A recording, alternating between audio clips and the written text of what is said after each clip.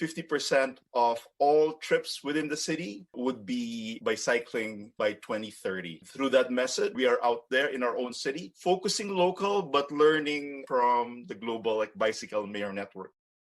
When I tell people that I cycle and I'm disabled and I literally cannot walk down the block, I think there's still a lot of disbelief around that and a lack of understanding of that. So that's been a big focus of my bike mayor time.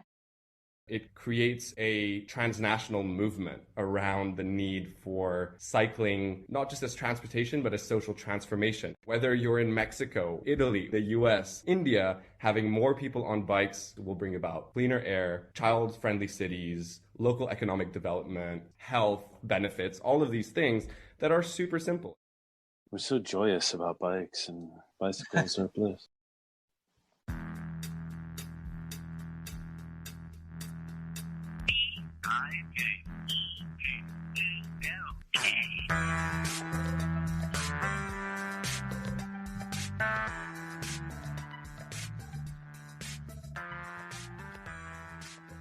Yeah. The bike talk theme's kind of growing on me again. This is Don Ward and my co-host Nick Richert of Bike Talk KPFK on the KPFK live stream and now on Zoom. So today we have a couple bicycle mayors and we're excited about that. They're both from Canada and they're both part of the Bicycle Mayor Program, which is run by BYCS. What's BYCS? Just bikes. Oh. I could not find anything other than the initials. I looked all over there. Nobody It doesn't knows? stand for anything. It's just bikes. Just bikes. Yeah. All right. Well, that was Jillian Banfield, who's the bike mayor of Halifax, Nova Scotia. Welcome. Thank you. And then we also have Arcy Canumay. Did I say that right? Yes. Bicycle mayor of Waterloo, Canada. I don't. So welcome, you guys. Thanks. So tell us about this bicycle mayor program. Arcy, you want to go ahead? Oh, sure. The Bike Mayor program originated in the Netherlands. It was, I think, a number of years ago, 3 or 4 years is my estimate. The basic idea is with their success in the Netherlands, they had bike mayors in their country, but they wanted more bike mayors who would promote cycling in different cities around the world. It's an important but a simple message of 50 by 30, wherein 50% of all trips within the city would be by cycling by 2030. And through that method, we are out there in our own city, focusing local, but learning from the global bicycle mayor network. And we had a meeting this morning, which we have, I think, 124 or 126 bike mayors as of today. Wow, 130 bike mayors, mostly in what area of the world? We have a good number in India and also in South America, Mexico going down. We have, with India, I think it's 40 or 50 bike mayors. And so that's the bulk of the number of bike mayors around. Oh, interesting. Wow. What's the connection with India between the Netherlands? How did that manage to take off in India? Yep. I don't have the first-hand knowledge, but I think what happened was there was a few persons who were able to link with the Netherlands. And then they just spread the word to more people in India. And from there, it just grew to, again, 40 or 50 bicycle mayors. Now there's actually Bikes India.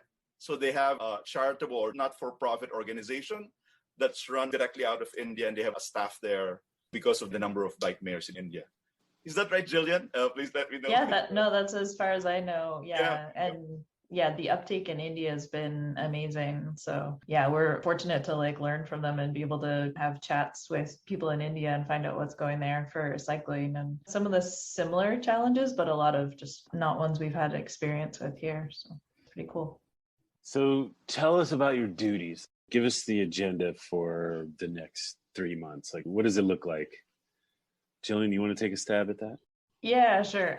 I think one of the cool things about the Bicycle Mayor program is that it's very up to the individual to decide what they're going to work on. So it's that idea of the person in that city is kind of in touch with what's happening in that city or has their own sort of passion that they want to pursue. And so they can sort of make it up as they go along. We're all volunteers, so as much time as we want to devote to it and can devote to it. I wrote a 2-year plan when I started, and then COVID started about the same time that I started. So the plan sort of went out the window because a lot of it was based on meeting people and doing group rides and all those things that, at least in Halifax right now, we can't do any of that. We're in a pretty serious lockdown right now, and we're, Really? for the last year or so, yeah. So the next few months, it's hard to predict because usually, June would be the month we really promote cycling because people get their bikes out of their garages and that sort of thing. So that won't be happening, at least for me, but I think a lot of social media stuff will be happening. So Arcy's been great in spearheading kind of a collaboration amongst the Canadian bicycle mayors and some of the US bicycle mayors. And that's something we're seeing come out of the Bikes Network right now too, is a lot of focus on collaboration with these shared issues and shared goals. So we're kind of, deciding on what hashtags to use and what themes we're going to promote through May and June, because May is more the US bicycle month, June's more Canadian bicycle month. So kind of doing that social media, citizen-led kind of approach to just getting people talking more about bikes. And we know from the bike boom that bikes have been like a real resource and way for people to get outside and do something different and active during COVID. So just sort of harnessing that, I think, and letting people just share their experiences, like, where did you ride today? And I think that visibility of cycling is something we can really harness right now and try to carry out of the pandemic as well. That's kind of what I'm thinking for the next couple of months. I don't know if Arcy, if that sort of represents your thinking as well. Yeah, it's very similar. As you said, I had a plan for the next 2 years for 2020 and 2021.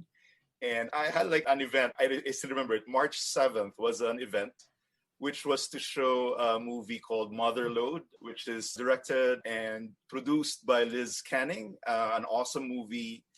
And I was collaborating with the City of Waterloo, our Waterloo Public Library, and our cycling advocacy group. And there was a good turnout, and we watched the movie during that time. But I noticed some hesitation, like on my side, but also on the participant side. And then the week after that, the lockdown started. So that was the only event from my plans that I implemented. So similar to Jillian, I just adjusted most of the plans. I still actually had some in-person event, but it was more outdoors. And the big one, which is similar to what we're planning this year, is Bike Month. June is Bike Month for Canada. So last year I was riding with City of Waterloo Mayor and one councillor. So it was outside. We didn't have masks, so we were thinking it was outside. We were like keeping our distance. I had my son have a GoPro and he was following us. So at least the two mayors are seen in one of the videos and so on. Do they recognize you in your official capacity as bicycle mayor? Yeah, because again, I was a new bicycle mayor, so that was a chance for me to introduce myself. Mm-hmm. And it was more or mostly on Twitter. So it was like introducing myself, riding with the quote-unquote real like City of Waterloo mayor, which is a good introduction. And he's very awesome. Dave Jaworski just said, I just sent him an email and he said, okay, Arcy, let's ride next week. And we were riding and it was fun. It was a great time riding with the City of Waterloo mayor. We work with someone who is trying to get regular mayors to start biking so that people will see that. Yes. And I really encourage for you to do that, a short ride, even just around like a block near the city hall. It's a different message when you see someone that's our mayor riding a bike. And that's what it's very, very powerful. That's what I've experienced during that bike month. And even just as I was biking around, I would pass by someone and it happened to be one of the councillors. And it's the councillor for my ward. We have a number of wards here in Waterloo. And on Twitter, she just said, hey, I saw the bike mayor, I think. And I said, okay, let's go. So I just tweeted back and said, hey, that's me. And great to see you biking. So it's just being out there. But as what Jillian said, similar to Halifax or Nova Scotia, we have strict COVID restrictions here in Ontario, I think until June 3rd or June 4th. So it's like we can't do a group ride. We can only do a solo ride or we call it like a bubble ride. So only members of our household we can ride with for Bike Month. I'm looking at the city of Waterloo on Google Maps. Yes. Do I have the right place? It's right next to Kitchener? Yeah, exactly. Exactly. And it's surrounded by so much farmland. That's amazing. It smells like manure in the cool. mornings. I lived there for 9 years too. So I was there before there was like any cycling infrastructure. So I'm kind of jealous now, Arcy, when I see pictures from Waterloo. Yeah, you have so much more stuff than when I lived there. Yeah. Wow, cool. There's that momentum with the city this past, I would say 2 or 3 years. It's definitely led by our advocacy group. Cycle WR. If you check out Cycle WR, you'll see some of their programs, but they've been at it for a number of years. And it's like having that advocacy group being now, after all that work, being trusted by the councillors, by the mayors, both Kitchener, Waterloo, and Cambridge, together with the region. So we have a regional organization that's composed of 3 cities and I think 4 or 5 townships. And it's to a point now that if there's a cycling related or even just a road upgrade, they would invite Cycle WR to check it out, to give their feedback. And that's even amazing. To a point now that Cycle WR actually reviews the budget and would post a budget review. You would see it in Cycle WR's website. This is, I think, the ultimate for an advocate like me, because I can see the plan, and then the next level is what percentage of the plan is actually implemented. So it's compared by, again, Cycle WR. They would say, for example, it's a number like 10 million is the budget. And let's say a certain percentage is actually implemented for cycling and so on. And you would see that there's a budget review for all the cities and for our region in the Cycle WR website. That's great. What's the population here? Like 500,000? 500,000 for the whole region. Waterloo is about 120 or so. Kitchener is 230, and Cambridge is similar to Waterloo, 100 something. And how many councillors for that 100,000? How many council members do you guys have? For Waterloo, I have to check, but I think 7 or 8 for Waterloo. Kitchener has definitely more. Nick, do you hear that? We only get 1 councillor for 250,000 people or something. Oh, wow. It's crazy. Wow, it's different. Yeah. And one thing I'd like to point out there with the number, but also, again, I go back to Cycle WR because they've been at it for a number of years. I've just been here for a year and a half. So it's, for me, I don't have to reinvent anything. I just have to really support them with their strengths. And if there are weaknesses, then I try to fill that up. One thing they did, this was about 2 years ago when there was a local election.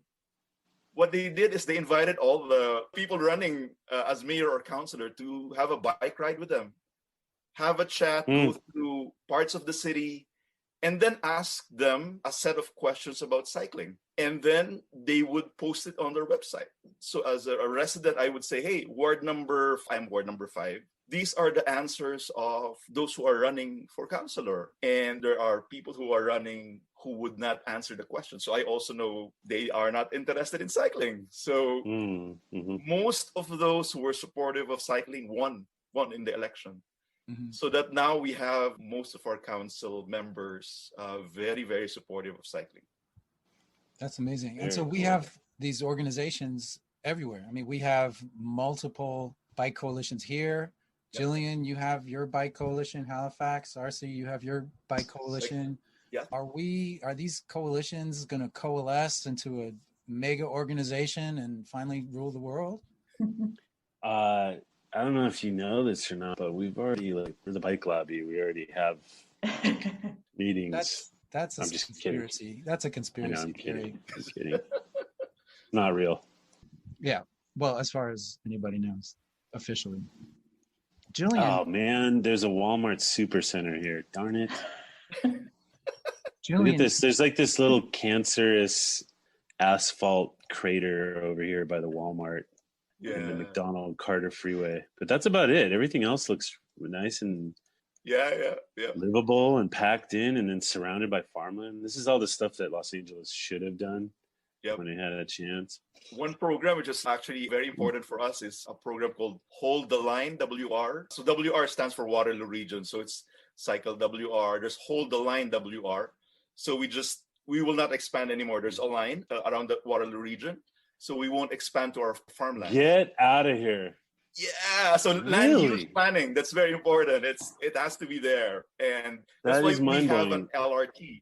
We're only about 500,000. Kitchener and Waterloo has a light rail transit line, about 19 stations. And phase 2 will be connecting that to Cambridge. So it's a combination of, again, the LRT, we have buses now that were reallocated to cover more locations and lines, and then cycling that would be supportive of that as well. That is fantastic. Jillian, and let's flip over to Jillian's area of the world here. I wanted to ask Jillian about your writing about disability and active transportation. I've seen a couple of your blogs. Yeah. If you can talk about that. Yeah, sure.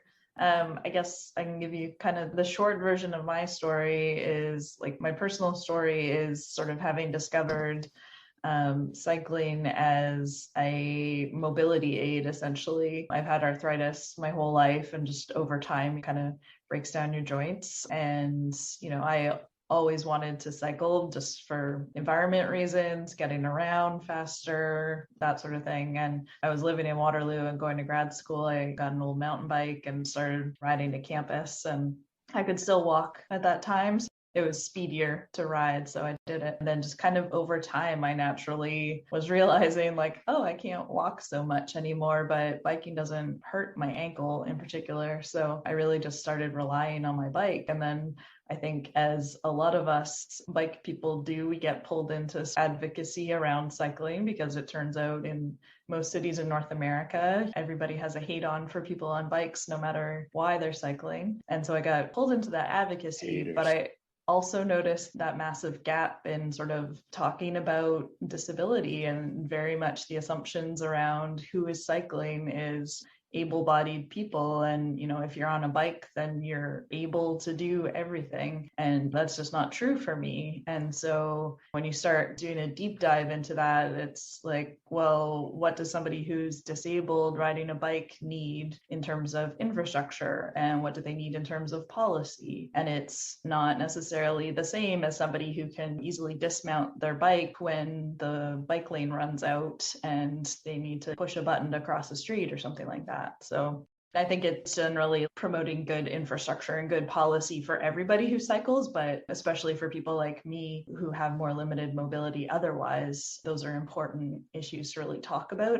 I don't see in North America that we're having those conversations at a really legitimate level. Like when I tell people that I cycle and I'm disabled and I literally cannot walk down the block, I think there's still a lot of disbelief around that and a lack of understanding of that. So that's been a big focus of my bike mayor time, has been sort of exploring that a little bit more, and not just my personal experience, but collecting stories from other people. So with my local cycling advocacy organization, the Halifax Cycling Coalition, who are phenomenal as well. Arcy and I are both lucky to work with really awesome advocates. They collaborated with me on doing a survey in the city and collecting stories from people and putting together a report and some infographics about what we found. And it turns out it's not just me.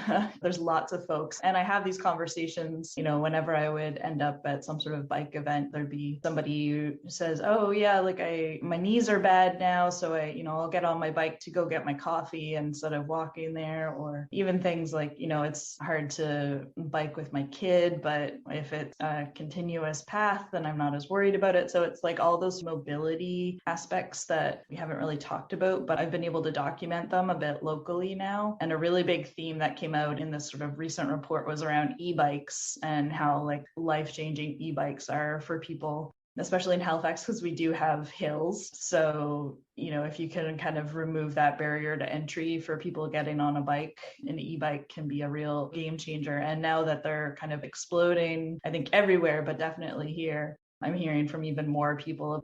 I had somebody ride up behind me on the street the other day, and he was like, is that an e-bike? And I was like, yeah. He's like, where did you get it? Like, my wife needs one because she's got balance issues and that looks perfect. And I was like, yeah, let's talk about it. So those are the kinds of stories that I'm trying to pull out and highlight and talk about so that we can shift that conversation. Because another thing is Halifax infrastructure for cycling is decades behind where it should be, but it also means we have an opportunity to like really get it right now because we're just planning things. So if we could really design to like the highest standard to think more about these types of people that engineers aren't used to thinking about so much, that's really where I'm trying to kind of push. And it's exhausting, but I'm pushing. So probably answered your question in that little rant. Absolutely. And so what would you say to other bike mayors and even people who are thinking of becoming bike mayors about what it means and why to do it? Because it seems like you're getting a lot out of it. Yeah, I think it can be a real way to challenge like your own passions about cycling. And I think it's pretty standard in the bicycle mayor net. We're focused on this bicycles for transportation. And some people do go for long rides and wear their Lycra and whatever, and that's cool. But like the focus is really that sort of urban, like I need to get the kids to daycare kind of stuff. And so there's real opportunities for people to get involved in that way. And we're having within the network, we're talking about what the gender issues are. And I'm talking about disability because that's the thing I care about. But I think, as a network, we're sort of growing that capacity to think more broadly about a really wide part of the population that could be cycling, but for various reasons isn't, because traditional planning has not thought of bikes as transportation for everybody. And I know not everybody can ride a bike, but a lot more people can ride a bike than kind of what we're currently enabling. So I think, yeah, if people are interested in being bicycle mayors, like totally reach out and we'll happily chat with anyone. Do you guys have like materials sort of bank or cloud drive somewhere where you can pull materials and use them, maybe like customize them for your city and then approach your local politicians and say, hey, I'm part of this program. Here's our official mission statement and let me tell you about it, and support each other in that sense. This is very interesting and it seems like it could work. Yeah, totally. Bikes has all kinds of like those kinds of resources for folks to use. And there's a lot of collaboration across the network now. So yeah, you don't have to reinvent the wheel when you become a bicycle mayor. Mm-hmm. Cool. We're going to have another interview with a bicycle mayor. Let me just double check the notes here. It's actually somebody from BYCS, the communications director, Lucas. Cool. We have a pre-recorded interview with Lindsay Sturman, who did an interview with Lucas. How do I pronounce that last name? I haven't ever had to say his last name. I just say Lucas. Lucas. Yep. Is he Dutch? Is that a Dutch name? I think he's French. It's not like a French name that I'm familiar with. Well, we'll find out in a minute, but I want to get your social media hits. Arcy's trying to say something about Lucas. Yeah, Lucas is multilingual. The webinar, once you break out, I'm just so lucky to join him. And there was a time I was in the Spanish speaking group. So it's like the Mexico and going down. And I would say, do I go in? Because I know some Spanish, but I clicked on Spanish and there was Lucas. And he was like naturally just translating between Spanish and English. And I was saying, Lucas, you're awesome. And so he's one of those who are in the Bike TAF team that's been very helpful and, again, an awesome team member. Cool. Well, let's get both of your social media hits that you want to promote so people can get in touch. And we'll take you guys out and we'll bring in Lindsay and Lucas. So, Arcy, do you want to give us some social media hits where people can find your contact? Yeah, for me, it's... mainly at Twitter, it's Bike Mayor Watt. That's WAT for Waterloo. And my email, feel free to send me an email. It's also bikemayorwatt@gmail.com. And we are promoting Bike Month next month. So it's a lot of Bike Month related stuff during the next month. Thanks. Very good. And Jillian? Yeah, I'm also mostly on Twitter, and it's honestly the easiest way to get in touch with me no matter what you're doing. So Bike Mayor HFX. Okay. I look at both these cities on Google. Every time we do a show with some other city, I want to go visit. I mean, when it's safe, you guys come on over. It looks like there's just really good planning throughout Canada. for No, a lot of it's an illusion. what I'm seeing. No? Okay. Okay. So yeah, much I mean, work to I'm do, looking yeah. at Halifax. I see a whole bunch of like farmland and green around this sort of Yeah, nicely. just Google Africville and you'll learn some stuff about our historical planning problems.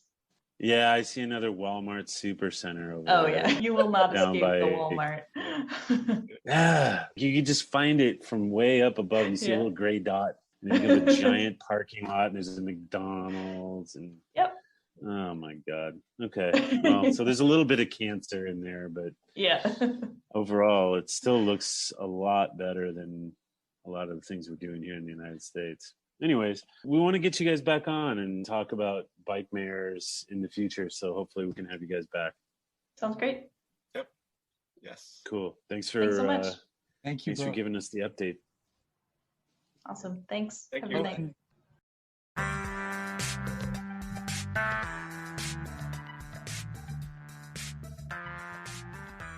Well, Lucas Snaije, thank you so much for being on Bike Talk. Today we have Terence Heuston is co-hosting with me, Lindsay Sturman.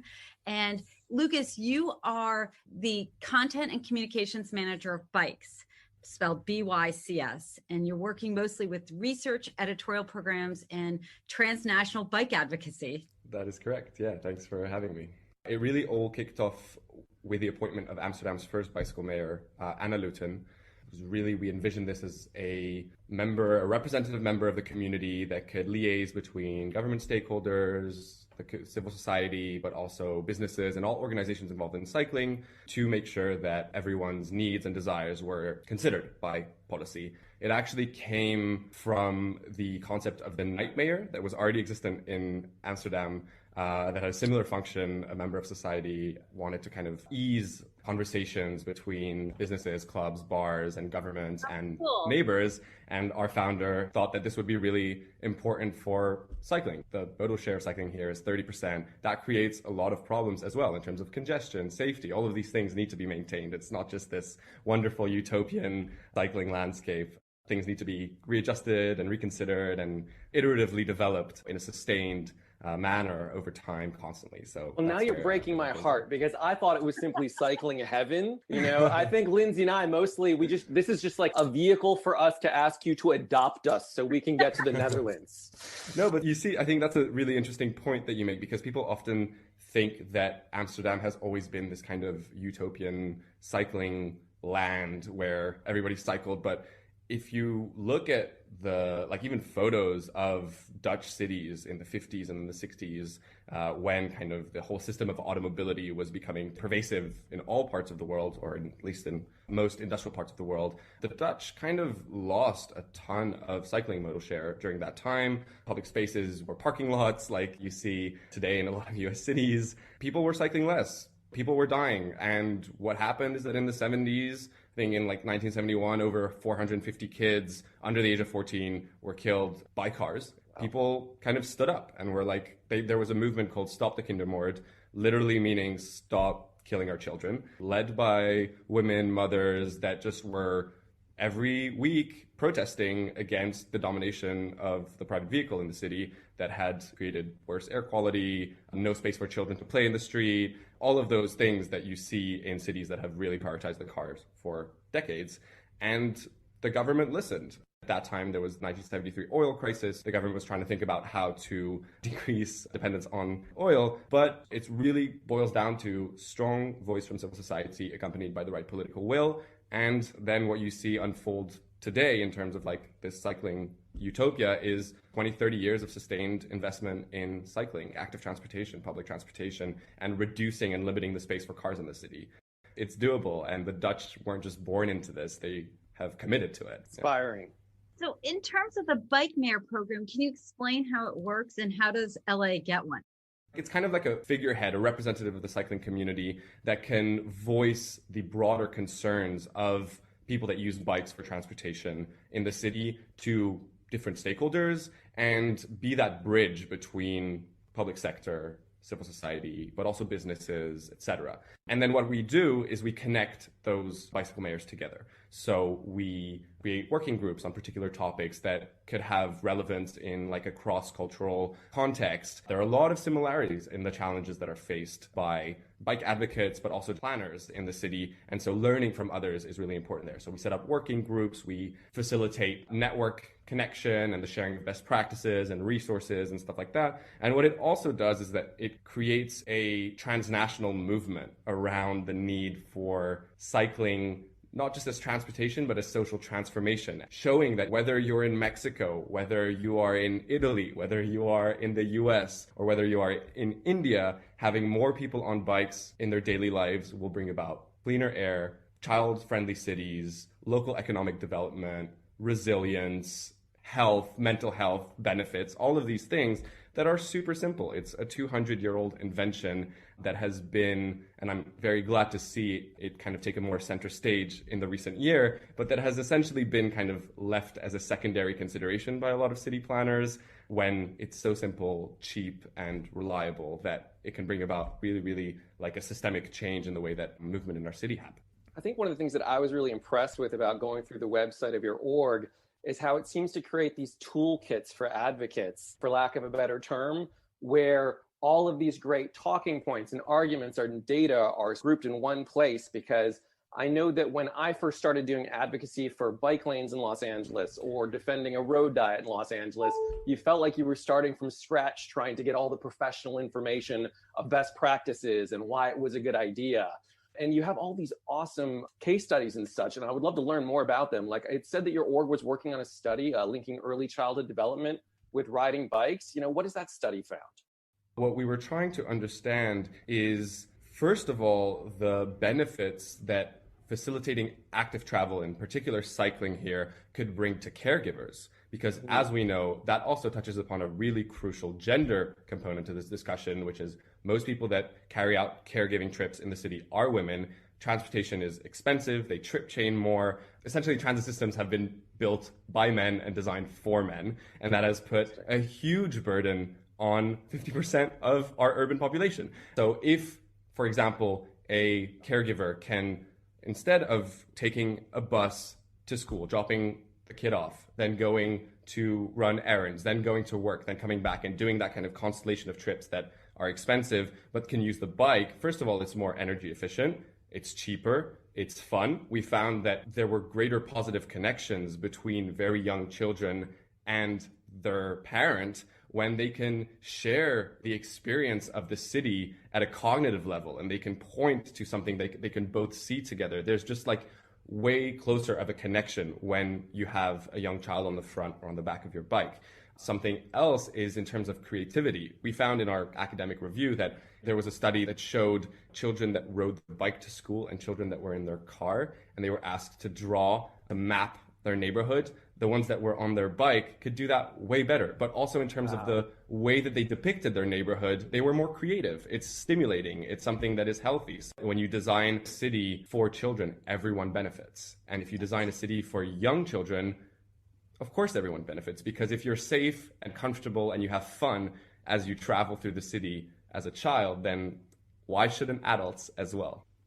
I know some of the strong arguments in terms of getting those protected bike lanes down to South LA has been when you look at the Vision Zero program in the city of Los Angeles, the vast majority of the Vision Zero high injury network is in formerly redlined segregated neighborhoods. The most dangerous streets were designed purposely to go through communities of color. And I feel like when we add the safe infrastructure, we're actually undoing the legacy of racism and we're undoing the legacy of redlining.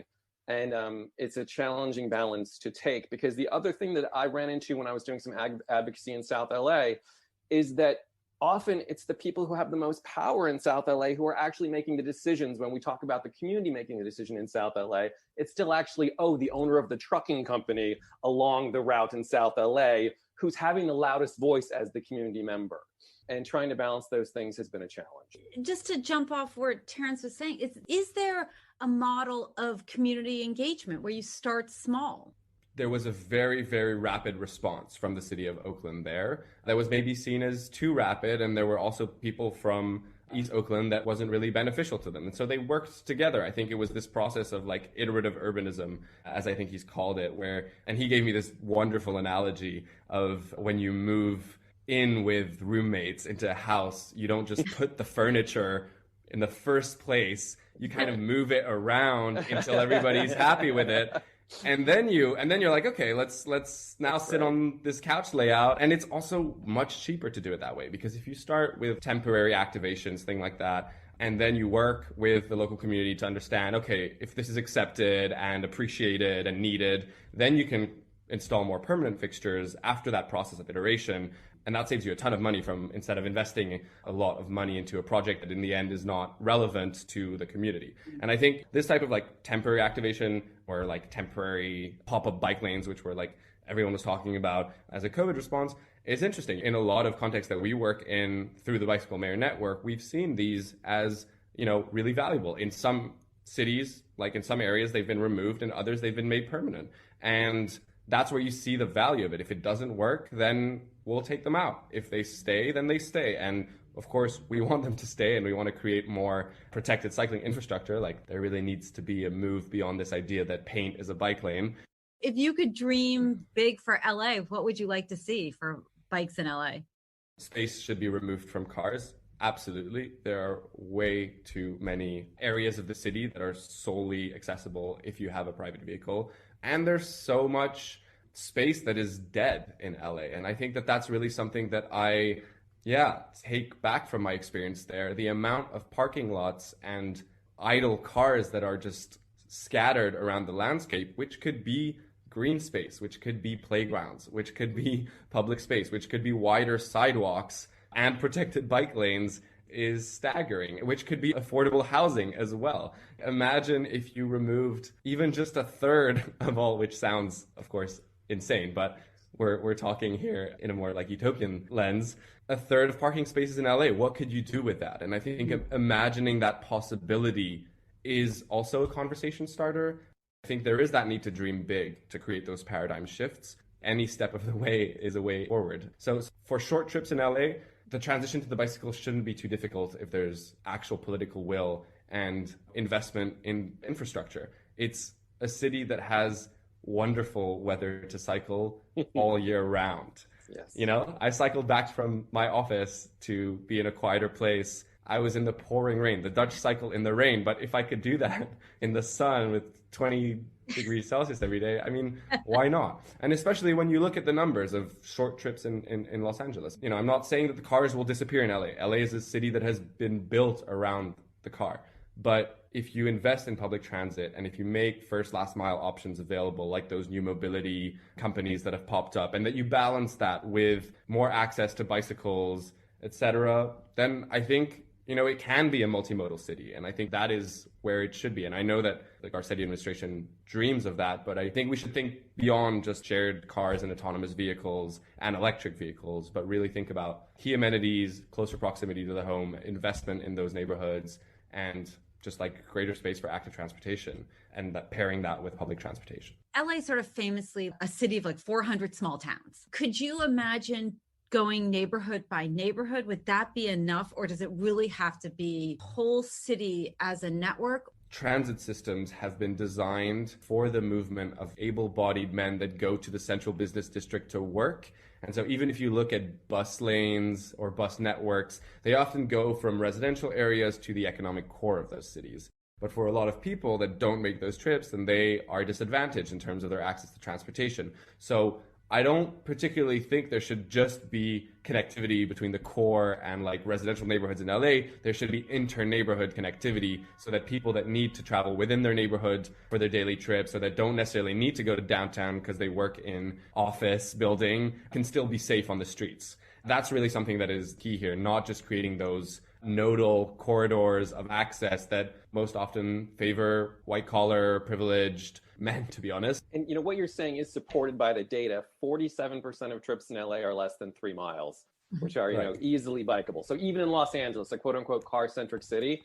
But, one of the interesting things about your org is that you guys don't just talk about infrastructure, but you talk about a culture of cycling. And there's some programs that I would love to learn about, like the Bicycle Heroes program, which was, I guess, like, how would kids design their neighborhoods? Yeah, this is a really fun program, and I think that this is actually the central point of our organization. Youth are, first of all, fantastic ambassadors in general on all issues. I think if you can convince a child to become an advocate, first of all, it's the future generations, and so that's how to get the next generation to just start cycling in a more holistic manner. But also, yeah, they're really big spheres of influence in the family. They're really important city stakeholders, and they're extremely intuitive urban planners. We go and engage with children in schools from 9 to 12 years old. And we ask them, if you could make cycling around your school and around your neighborhood safer, more comfortable, and more fun, what would you do? We ask them, why do you like cycling to school? How does it make you feel? What are the greatest challenges that you face on a bicycle when you're going to school or going to a friend's house? And they sketch out ideas. They sketch out kind of solutions. We get them to really think creatively, and then we kind of have a jury that selects the top ideas, and then we invite them to longer workshop called like kind of a co-creation session where they can really develop those ideas that they've had. And some of them are incorporated or considered by the local planning authority. And so we create these kind of linkages between those stakeholders that are too often forgotten in the city and elevate their voices as the voices of important stakeholders in the city, get them to think about their ideas, and they figure out things that often adults overlook. When we were doing that report with the Bernard Van Leer Foundation on cycling for toddlers and caregivers, something that they do that's really compelling is they have a program called Urban 95, which asks city stakeholders to imagine their city from 95 centimeters. And honestly, I suggest try doing this next time you're in the street. Just crouch and look how big cars look. Look how uncomfortable pavements can be, or scary or loud or overwhelming the city can be if it is not thought from a child's perspective. Tirana, the capital of Albania, is doing some really good work with children. And the mayor, Erion Village, always says, yeah, children are a third of my demographic. Why would I not focus on them? It's a third of my population. So of course they deserve a third of my investment. And we forget about that. And it's unfortunate because I think the city is not comfortable for children in many parts of the world. So we saw that you have these incredible partnerships in India. We are a very small, young, Amsterdam-based advocacy group. We do not have the local knowledge or the expertise to coordinate a network that is very dynamic at a regional level, or that has particular needs and challenges and solutions that are place-based. However, we do really feel that the exchange of knowledge and ideas and the circulation of that movement is really important. And so as regions grow in the network, the Bicycle Mayor Network in India has 40 member cities currently, 40 representatives from civil society there. We want to decentralize our organization. And the way that we're doing this is by setting up foundations. This is our first pilot. We incorporated Bikes India Foundation that's going to be based in Bengaluru very recently. And we have 3 directors there that are going to be both helping the coordination of the Bicycle Mayor Network and create exchange between them and make sure that new bicycle mayors can join and vet those new members, etc. And also conduct place-based research that is relevant for the Indian urban context. And so that's really exciting because we don't necessarily feel comfortable from Amsterdam coordinating such a global network. It's a very Eurocentric way of thinking about this. We have learned about the power of civil society from our experience in the Netherlands, and we know that investing in protected bike networks is essential for safety, and that's kind of applies to anywhere. But the solutions for Bogota, the solutions for Mumbai, the solutions for even Milan might not be the same. Like, the goal is not to Amsterdamify, but to share those learnings and those experiences. Kind of reiterate about the Bicycle Mayor Network, I think the idea here is to really create a movement of local leaders that can start growing this idea of having a representative from civil society be that bridge between different stakeholders in the city. I think elevating the voice of those stakeholders, whether they're long-time activists, advocates, etc., is really important because there's often too much focus on expertise in transportation planning, but community leaders, advocates, activists have expertise and have greater expertise than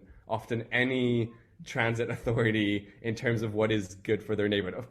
how do you guys elect your bicycle mayors? We have this process that we've developed over the 4 years where the network has grown from 1 to 105 cities in 34 countries, where we have an application process where we request 3 letters of endorsement from key stakeholders in the city. We also have a list of questions to prepare from the person that is interested that cover actions that as bicycle mayor, he, she, or they would like to carry out in their city, specific challenges, stakeholders that they would like to collaborate with, etc. That is then reviewed by the Global Networks team at Bikes, as well as a few members of the network already. And then we make a decision. The term is 2 years. The first step with getting someone in a new city is to make that role known and understood by the local community. So that's why we go about this. And as we progress, and there's still the desire to kind of retain someone within that role within the network in a city, we want to be shifting towards more, let's say, democratic ways of appointing that kind of figurehead. It is a volunteer position. We don't have a lot of demands, and so that's why we allow ourselves that space. It's really someone to represent the community that is interested in the exchange of knowledge, etc. For now, that's how we're going. We also have a toolkit that we've developed so that if a local organization would want to help us and get the word out about this role, then they can kind of like take it off the shelf and have everything they need to spread the word. Because obviously from Amsterdam, it's limited what we can do. We can reach out to key stakeholders, gauge interest, do some Twitter campaigns, but for it to really work, there needs to be local buy-in, and we want to make it as easy as possible for an organization, let's say the LA County Bicycle Coalition, to say, hey, we'd like to make a call out in our community to find a representative member to become part of this network. How can we do it? And then we have social media templates, processes that are described, toolkits, things like that to make that as seamless and as in the hands of the local organizations as possible. I think it's such a great organization because it feels like this organic, crowdsourced, bottom-up wisdom that meets with the top-down, engineering people. And by meeting in the middle and creating this organic movement, you really get the wisdom from the ground at the same time you're marrying it with that sort of Dutch engineering. I really appreciate you sharing these great toolkits and tools and all that stuff. Yeah, no, it was lovely to chat. Thanks for having me. Thank you so much. All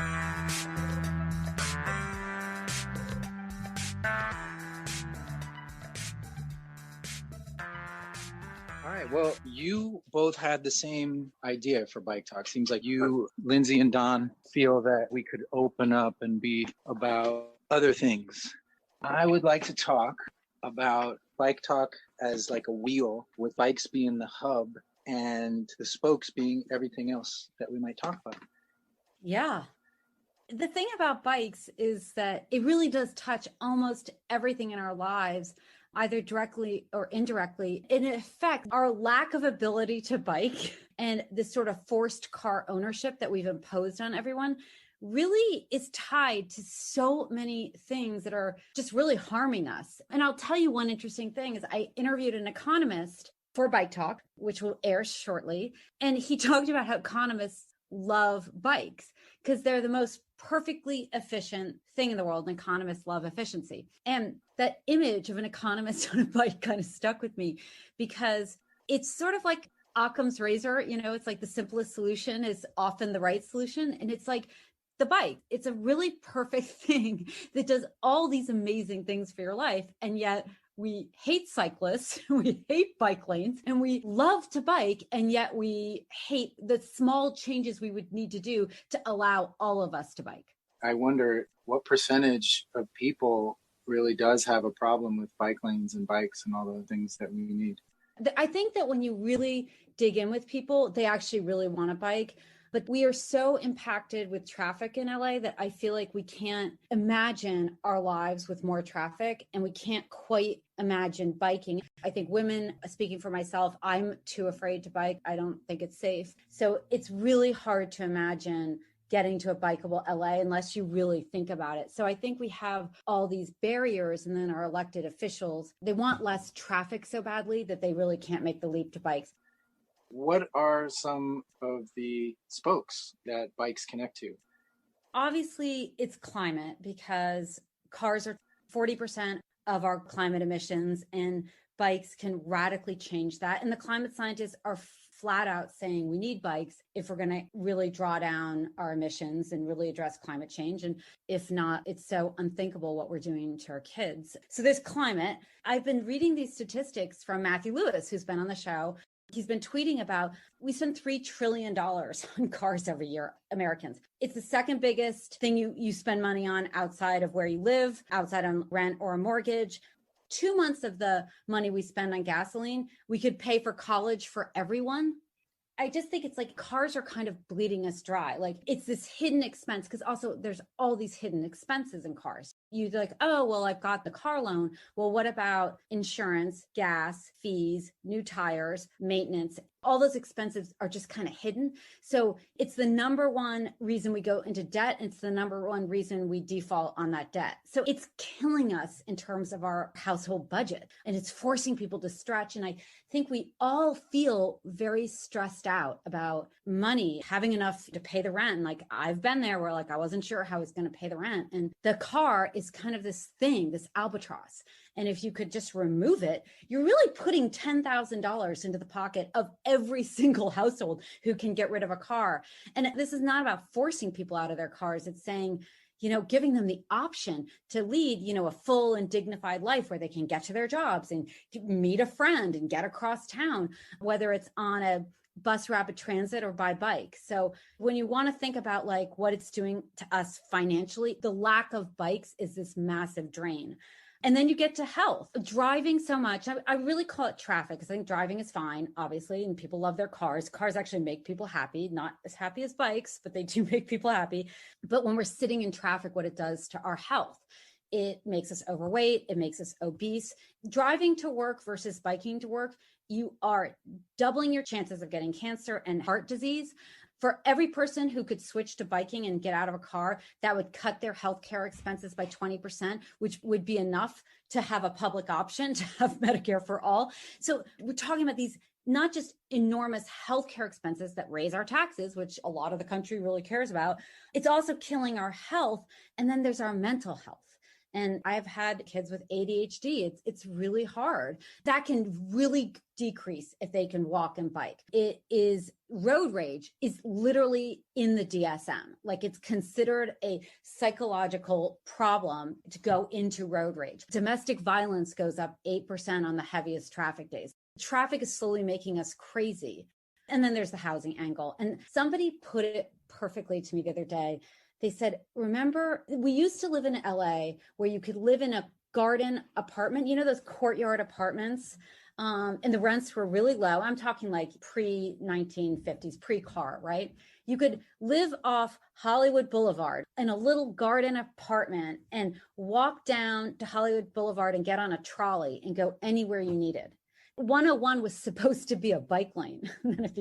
So we lived in this world where you could live in a wonderful little housing unit, shared housing unit, and take a trolley everywhere. We can't build those anymore because you have to put in parking, and boom, that makes them too expensive to build. They don't pencil out. So it also means that you go into neighborhoods with any kind of density and the parking's atrocious. So somebody said you can have density of people or density of cars, and you can't have both. And if you're going to live in a city, you want density of people because you want people around. You want to go to stores and cafes and see humanity. It's what it means to live in a city. And so these parking minimums are making it impossible to build the best kind of gentle density, this amazing kind of housing. And then it's also creating another vicious cycle where traffic is so awful, people become NIMBYs and don't want more housing in their neighborhoods. They're like, I cannot deal with one more car. Meanwhile, we have 40 to 60,000 homeless people, and we need 500,000 more units of housing to meet our state goals. How on earth are we going to absorb 500,000 cars? So by not giving people the option to bike, we are making it also impossible to build housing. So those are my top reasons that lack of bike lanes is actually really affecting so many things we care about. Yeah. Don, did you want to add to those? I'm always trying to find a way to sell to the opposition. And it's like, I hear a slam dunk right there. It's like, people that complain about traffic, NIMBYs, so-called NIMBYs, like they do have a point in that the new development is just more sprawl, which is more traffic because it's designed poorly because there's no density. It's just like sprawling, single family zoned housing. So they do have a point. They just don't realize that density should be built where we've already ruined the land, like downtown Los Angeles metropolitan. We need density here. But rural areas, in wild areas, we should be working to preserve that, because right now they're doing things like they're okaying the Tejon Ranch development, which is 25,000 unit development. It's way out there, and it's like, what are they going to build? Are they going to build another sprawling single family housing development that generates traffic, or are they going to build it smart where it's like pedestrian oriented and you can walk to the market and do your daily tasks without having to get in a car? That's what I'm curious about. There's places where you can agree, like with NIMBYs, like, yeah, preserving wild space is important, especially when all that gets built there is single family housing sprawl, which causes traffic. Anyway, that's my 2 cents. As we push people out, then they have to drive into their jobs. So we actually just create more traffic. Bike Talk interviewed Alex Fish, right? And he's the mayor of Culver City. And he's just really good on bike. He said 40,000 more people work in Culver City than live in Culver City. He pointed out that there are 40,000 people who can find a job in Culver City but have been pushed out of living there. And then they're just driving through everyone else's neighborhoods into Culver City. We're sort of creating insanity. Okay, so there's some kind of fundamental cognitive dissonance. I don't know what you call it, where NIMBYs don't understand that having safer roads and slower roads in their neighborhood is a good thing, where having less people drive through your neighborhood is a good thing. Or somehow they're not connecting it with bike infrastructure and pedestrian safety and that kind of stuff. Like, it's really weird for their own neighborhoods too. Some people just doesn't connect for them. I see this a lot in like the Colorado Boulevard, beautiful Colorado Metro BRT discussion. It's exactly what you said. It's cognitive dissonance. It's like we're caught in this conundrum where we want to get the cars through the system, the streets, as fast as possible, but the speed is actually preventing us from using the streets in any other way. Once you tell people that, I feel like once you point out that at 20 miles an hour, if you get hit by a car, you have a 90% chance of surviving. At 35, 40 miles an hour, you have a 10% chance of surviving. It becomes lethal.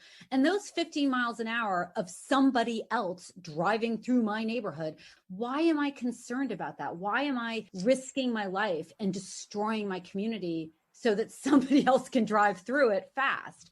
I think people, like commuters, they speed through everybody else's neighborhood. They hate it when people speed through their neighborhood. But when it comes to like really speaking out, I think they feel some kind of like cultural acceptance or something where it's like, well, I speed through everybody else's neighborhood, so I guess they got to speed through my neighborhood or something. I don't know. That brings up such a good point that if we could help people see, and I think they're seeing it because I think COVID woke us all up to the idea that having fewer cars and slower cars and making the streets safe is just life-changing. It means that you can let your kid, this is a concept that's out there from slow street advocates, that like, how amazing if your kid could bike to a friend's house and you don't have to watch your phone with dread. This is what a parent said to me, to see if the phone stops moving because they've been hit by a car. If kids could safely get to a friend's house, you don't have to drive them. And it also means that they have this incredible independence. So this idea, once people start to see themselves, and I think the key is a beach cruiser with a basket, once they can see themselves going to a farmer's market, or somebody said, during COVID, I got out my old beach cruiser and I put a bottle of wine in the basket and I'd ride over to a friend's house. And it's like, yeah, like that's a great way to live, right? I saw a lot of that during COVID. I live in a super suburban area, and there were people out for walks on their bikes. Like, it was crazy. It was definitely an abnormal amount of people and not much traffic. It was so blissful. Wasn't it blissful? That's the perfect word. And it also, this friend of mine said, yeah. And then I would be 45 minutes late to having a drink with a friend because I'd have to stop and say hi to so many people, but she loved it. It's like, suddenly you're talking to friends and neighbors and connecting. And it's like, what is the purpose of life? Is it to get in a car to speed somewhere? We brought it. See, Nick, Nick, that's one of the spokes on the wheel. What is the purpose of life? That's definitely one of the spokes on the wheel. Throw it on there. Yeah. Oh, wow. Bikes and the meaning, the purpose of. Yeah. With just that statement, with Lindsay's statement right there, we brought it to full enlightenment. Maybe it should be the positive purposes of life, like joy, right? I know, right? Bikes lead to joy. They lead to beautiful streets because you can slow down the cars and you can plant trees and put in bike lanes. They lead to healthy air, right? They lead to more money because you have more money in your pocket if you don't have to buy a car. I'm sure there's a better way of saying that. It leads to looking better, feeling better, right? Like you feel great if you bike every day. You're happier, you have better mental health, and it leads to housing surplus. So rents are low and landlords don't get to squeeze people as much. How about fewer wars because of oil? Yeah. Undermining Russia and the GOP. When progressives in LA fight bike lanes, or let's just say our elected leaders don't lead on bike lanes, they're essentially carrying water for the Koch brothers, ExxonMobil, right? Russia, MBS. They're in bed with them in a way they don't really realize. And I'm not saying that they realize this, and I think they don't realize it, because cars are useful. They get us to our jobs. They are aspirational. They're fun. They make us happy. But I think that the distinction I keep trying to make in my own mind is between how much a person might love their car, what it means to them, and the freedom it brings them, right? But then what traffic does to us and how that ruins our day and makes us depressed. So thanks, Lindsay. Sure. We sound like cultists. You know how like people call us a bike cult? I think we really do sound like that. We're so joyous about bikes, and yeah, it's bliss, you know. Bicycles are bliss. I rise in the morning and greet the day. Pull out the bike and I'm on my way. And transportation shows I care. Every turn of the pedal cleans the air. Green and the green, I'm saving the planet. Just like my friends Dale, Sean, Toby, and Janet. No greenhouse gas, a tiny carbon footprint up your ass. I'm on a motherfucking bike. I'm on a motherfucking bike.